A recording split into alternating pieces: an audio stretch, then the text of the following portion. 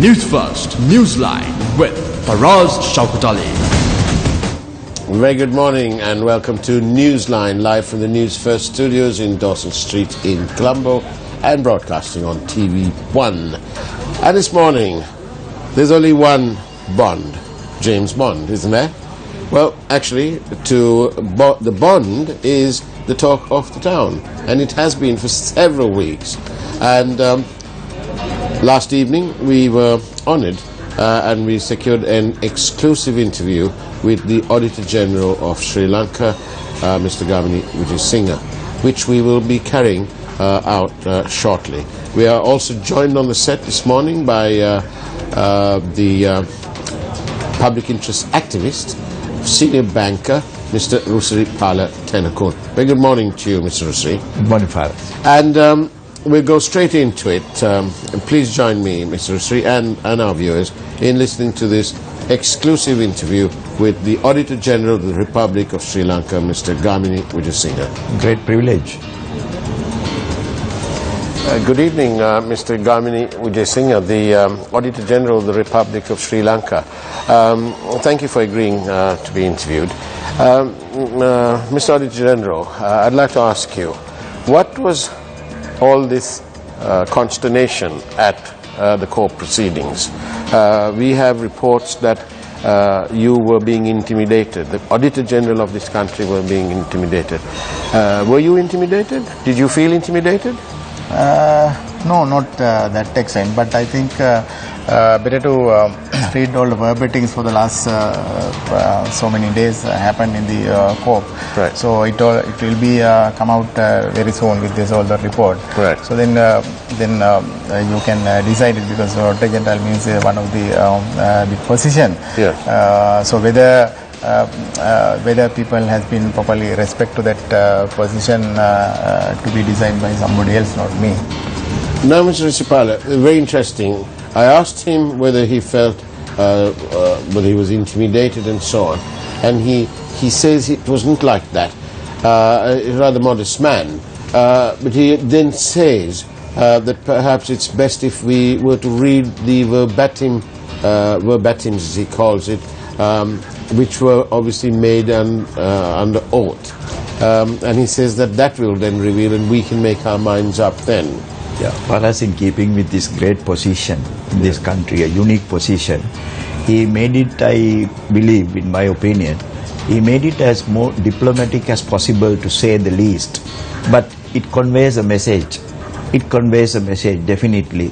If he wants us to listen to the verbatim reports in the future, that means there is something in store for us to know what has really transpired there. And he's being very equitable and letting the onus be on the public to make their own mind up after listening to the verbatims, reading them with the transcripts. He doesn't want to comment himself. Let the others see and pass their comments. Indeed, and that is the greatness of the position.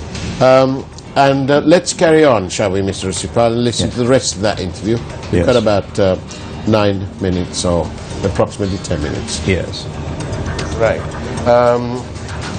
During these proceedings, obviously the whole country was waiting on these things. During these proceedings, did you at any time feel so threatened that you didn't want to carry on with your job? No, of course. There is not any issue as such, because it is we always going for that one is friendly basis, other one is that with that position base, because I am assisting to the COP. I am not the member of the COP. If they ask me to prepare some report, we will do it, and if they like, they can take into account and go ahead.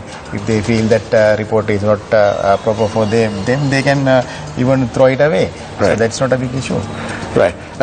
As the Auditor General of our country, did you obviously made a report which you presented to this to COPE.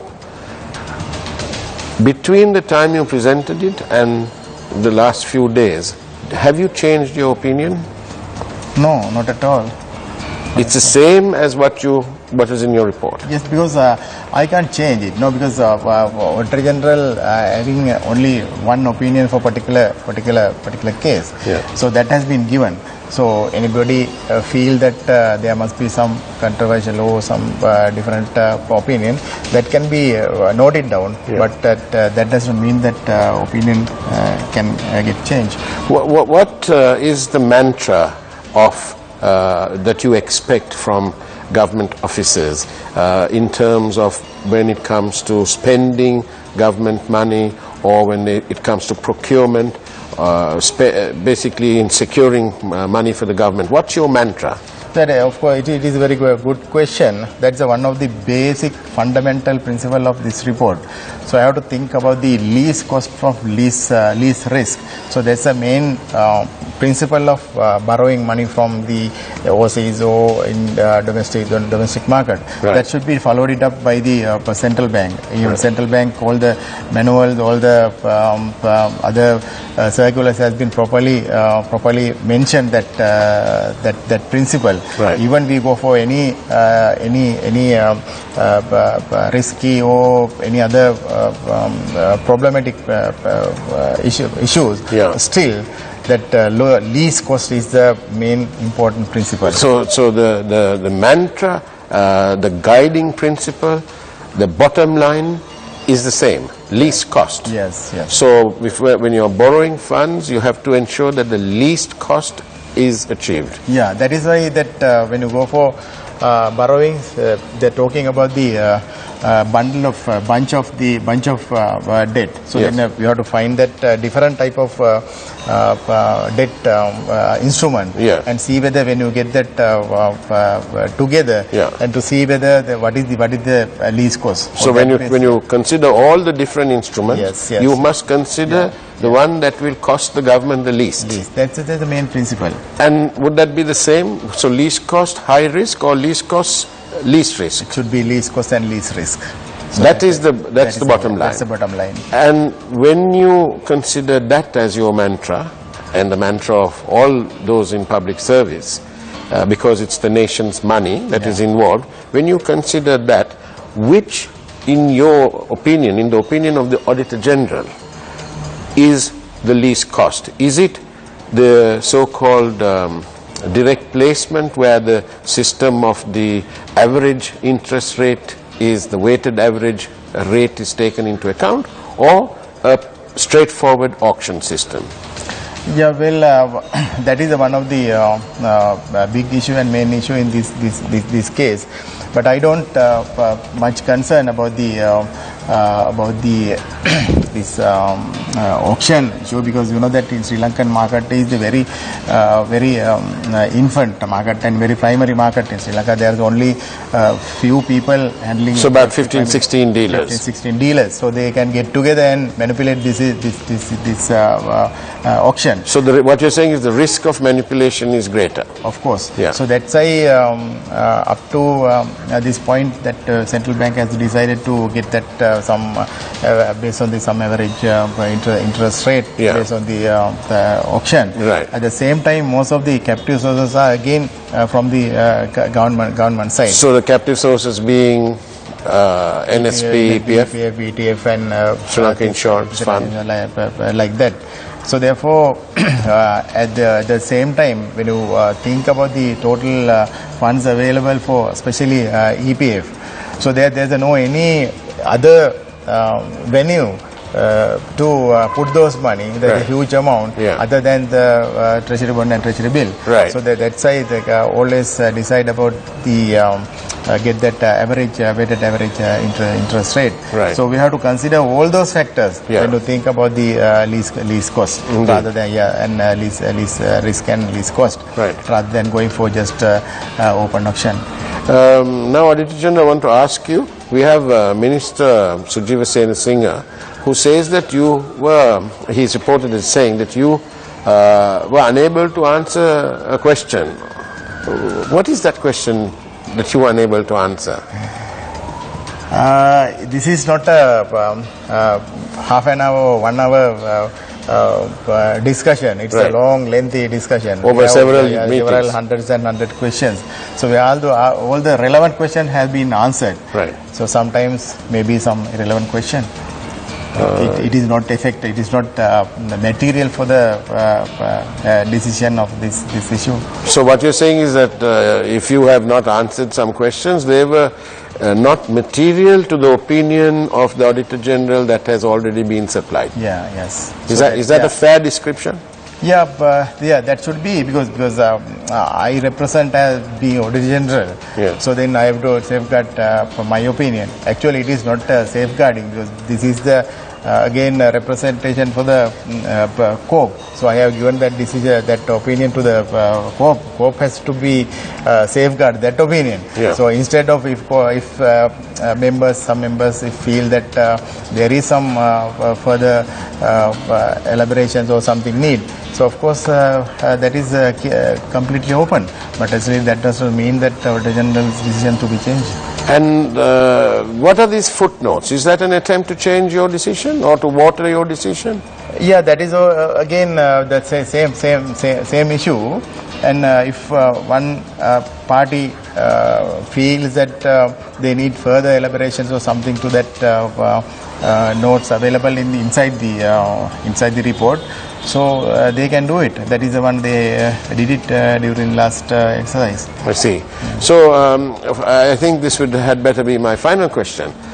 In all this that you've gone through, because of the job that you do, not because you are who you are, Gamini Vijayasinghe, but because you are the Auditor General of the country, were you disappointed? Did you think at some point, well, I don't want all this, I want to go home? Did you think about that? No, I don't have that type of pressure. Right. This is one of the new experience that is there.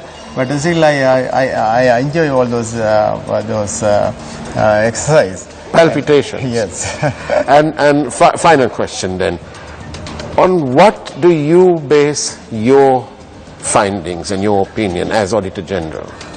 Yeah, that's why I explained even earlier. It is completely based on the least cost, and there are so many facts and findings. Yeah. Everything is there. We search each corner how they take the decision, but still we didn't move other side of the coins because that as people talking about the different other profit of other company, but I didn't touch those areas because it is not my purview. Right. So I am always thinking about the government institution, whether that government institution has been worked properly and carefully to safeguard government money in proper time, in proper way. I want to ask you this question about the amount of the loss. You have mentioned the figure, and the COP, the report that we have been downloading and so on, alludes to a figure. How did you come to that figure? Is it the loss on the day, at the time that you were computing this, or how is it?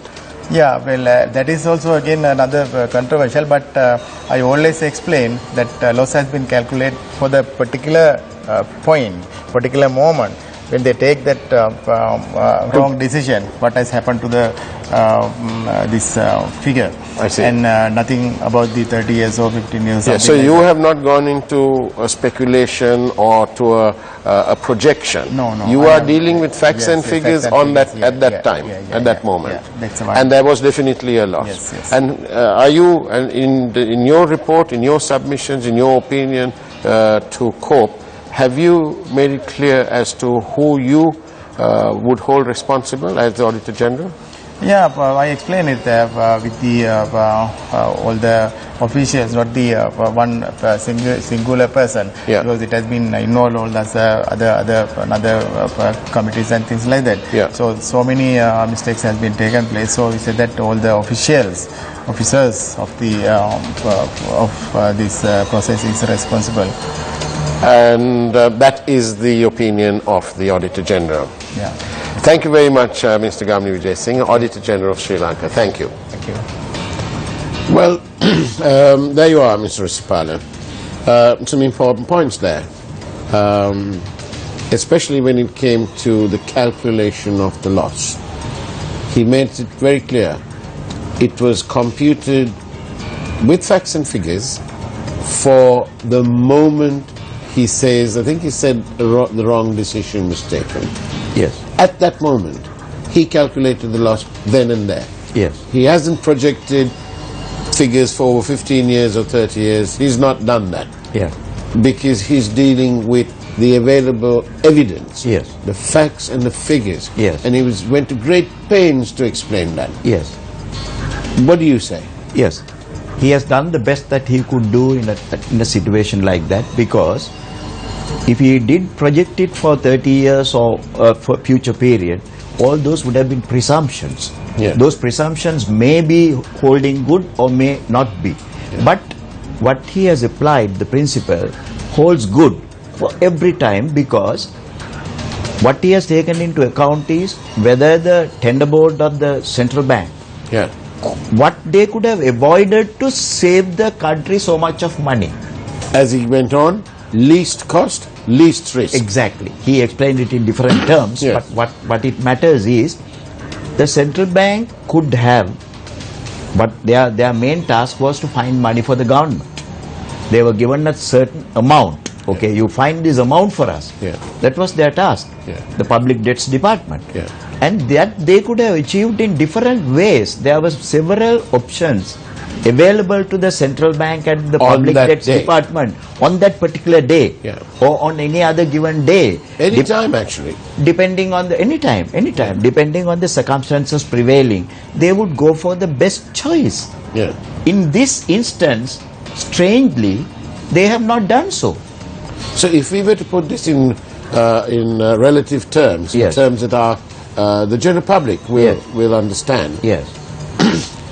If you're in the market for a loan, for a housing loan, because that's usually a long time loan, long term, you would consider all the different rates available to you, Yes. and clearly Yes. you would choose the one that's going to cost you least cost. Yes. And okay, in this case it wouldn't be a risk, but least cost. Yes.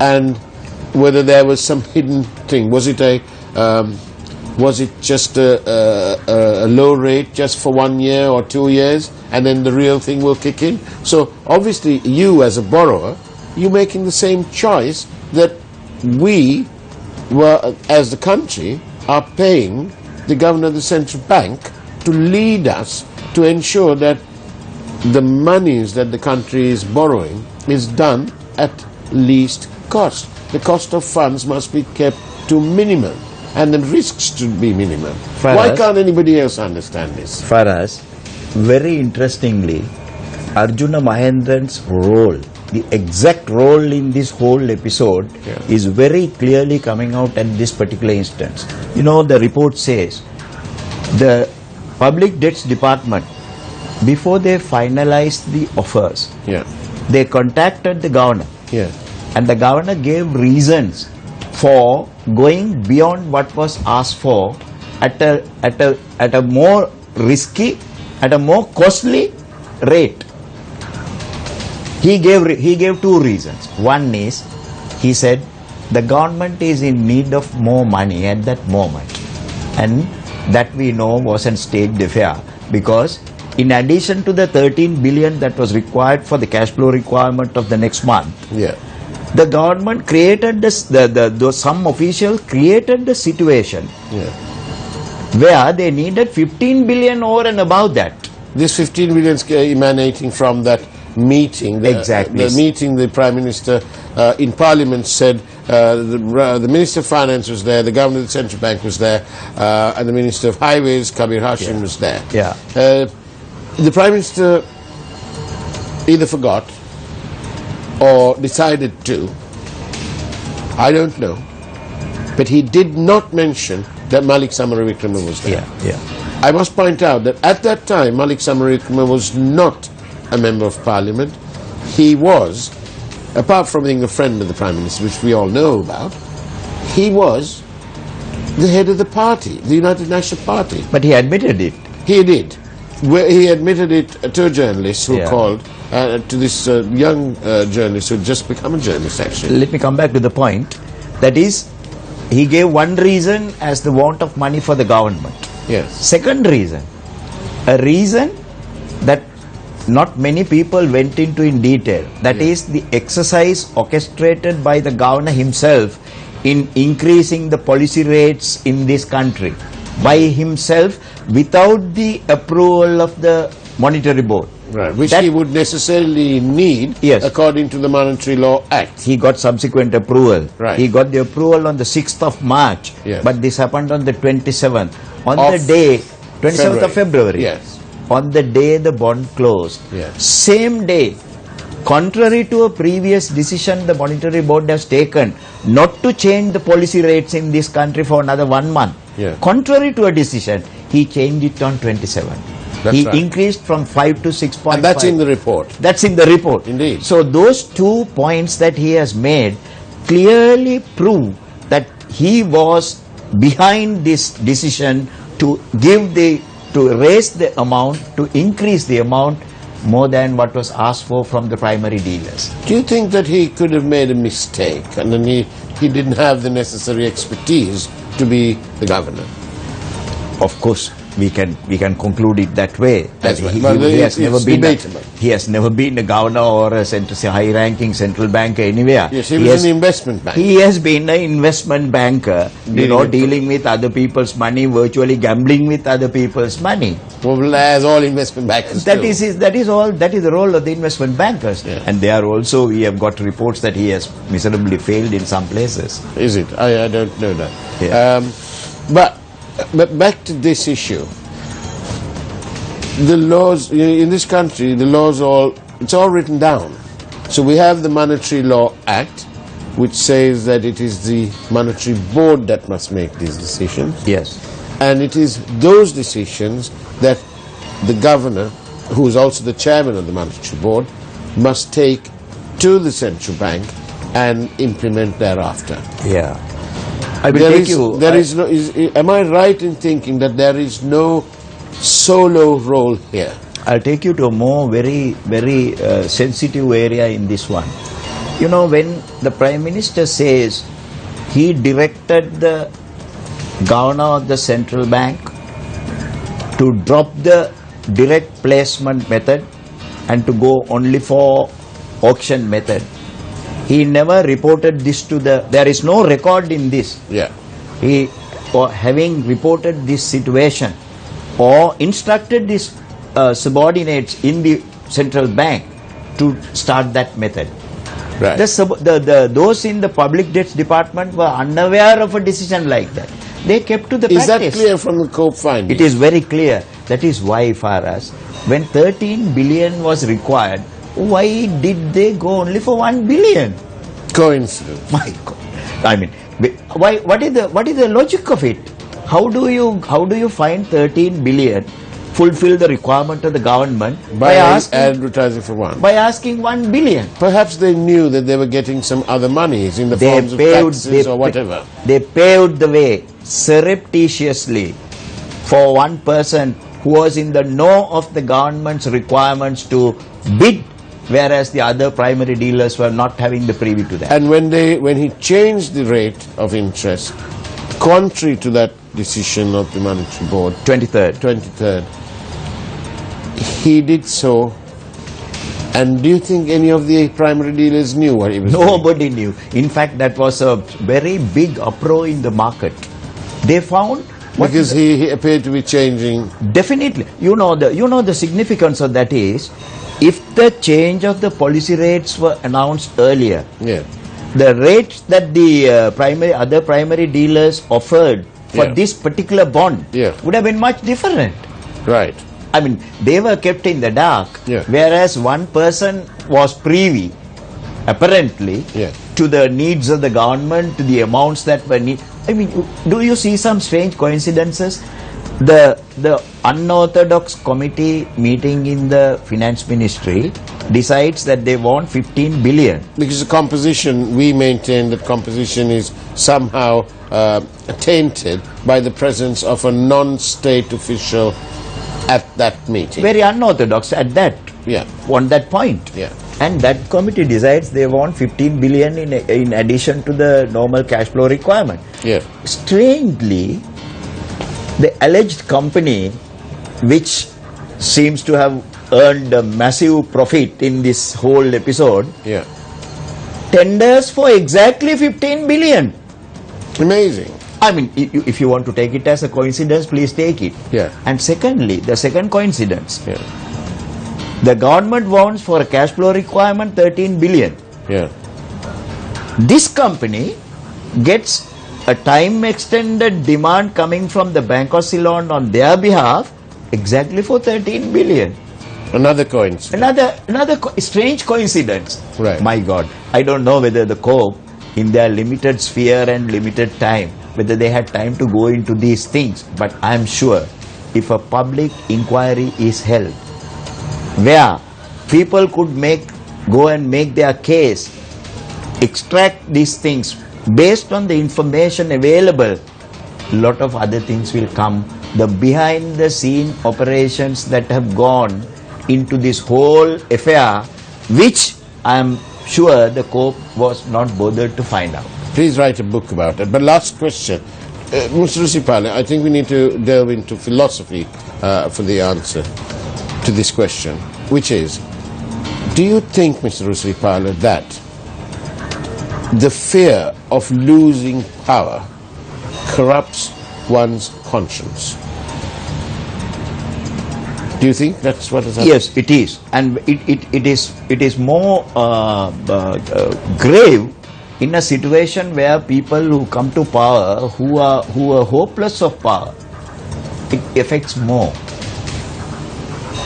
If they were not sure of how to come to power, or if they were confident on their own, and when that happens, they will go to defend that position or maintain that position. Come hell or high water. As long as possible, whatever come. Come what may. And come what may, do join Mr. Rusipale and others, led by Shami Rasuddin, this evening on Face the Nation, where we will dissect and discuss and debate the contents of the Corp report, and go and discuss further with Mr. Rusipale these valuable points that he has brought up. Do join us this evening at 9:30 on TV1, Face the Nation. In the meantime, Mr. Rusipale Tenukun, thank you very much for being on Newsline. Thank you, it's a privilege and I enjoy every moment of it. Thank you, it's a great pleasure, and thank you for having viewed Newsline. Do take care, have an excellent week ahead, and God bless.